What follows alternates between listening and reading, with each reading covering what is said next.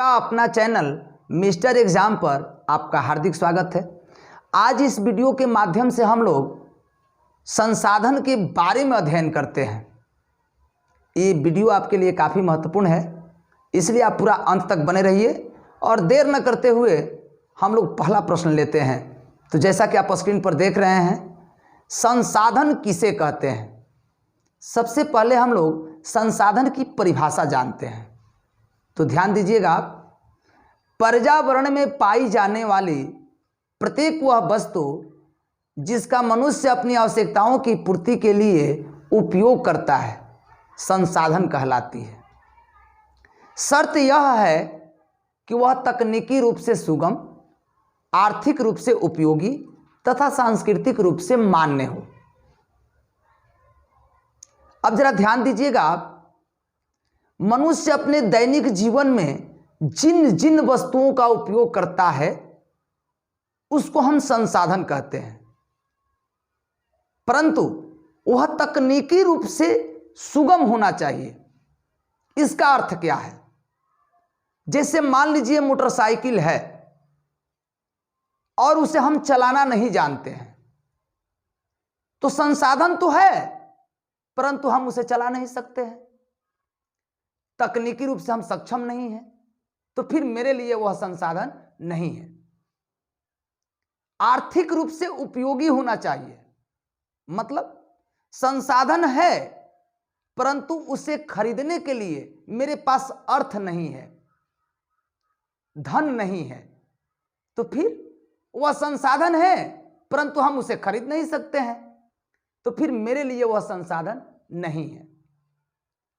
सांस्कृतिक रूप से मान्य होना चाहिए।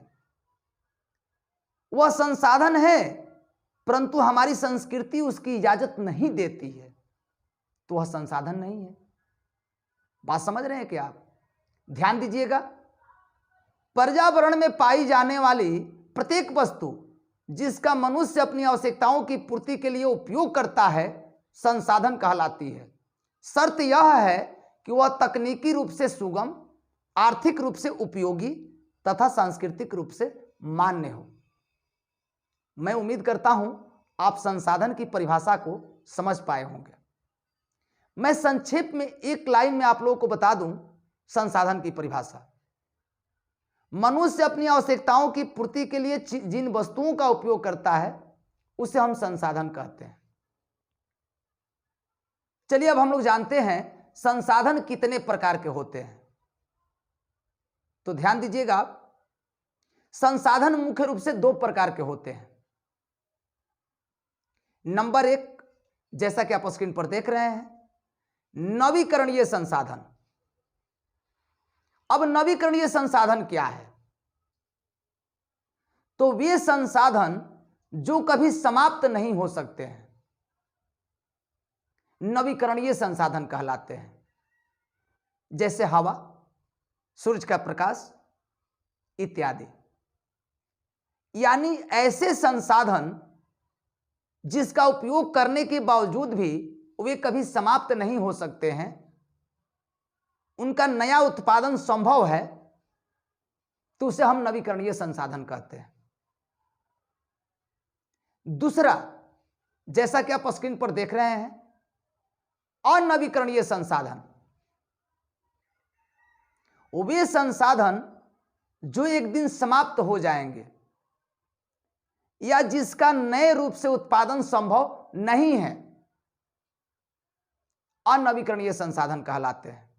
जैसे कोयला, पेट्रोलियम इत्यादि। इनका उपयोग तो हम तेजी से कर सकते हैं, परंतु इनके बनने में लाखों वर्ष लग जाते हैं। इसलिए इनका विदोहन करने से ये एक दिन समाप्त भी हो सकते हैं। इसलिए ये अनवीकरणीय संसाधन है। संसाधन के दो और प्रकार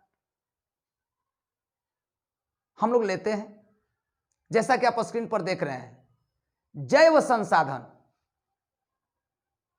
वे संसाधन जो जीव जंतुओं या उनके अवशेष से तैयार किए जाते हों, वे जैव संसाधन कहलाते हैं। जैसे घोड़ा गाड़ी, भाई घोड़ा जीव है और वह संसाधन है जो है जीव से निर्मित है।